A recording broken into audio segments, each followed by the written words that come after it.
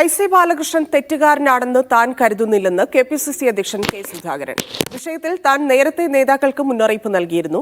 എൻ.എം. വിജയന്റെ കത്ത് വായിച്ചെന്നും KPCC. Report വന്നതിന് ശേഷം കൂടുതൽ പ്രതികരിക്കാമെന്നും കെ. സുധാകരൻ കണ്ണൂരിൽ പറഞ്ഞു. ഞാനതിൻ്റെ കമ്മിറ്റിക്കാരുമായിട്ട് ഡിസ്കസ് ചെയ്തു. അവർ ഫസ്റ്റ് സിറ്റിംഗ് ഇന്ന് നടന്നു. അവരതിൻ്റെ അകത്ത് കുറേയും കൂടെ അന്വേഷണങ്ങൾ നടത്തേണ്ടതുണ്ട്. 2-3 ദിവസം എടുക്കും. അത് അന്വേഷിച്ച് അതിൻ്റെ റിപ്പോർട്ട് നമുക്ക് തന്നാൽ മാത്രമേ എനിക്ക് നിങ്ങളുടെയൊക്കെ എന്തെങ്കിലും സംസാരിക്കാൻ അവസരമുള്ളൂ.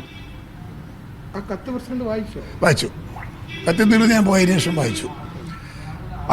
അതിനകത്ത് നിങ്ങൾക്ക് പറയേണ്ട കാര്യമൊന്നുമില്ല.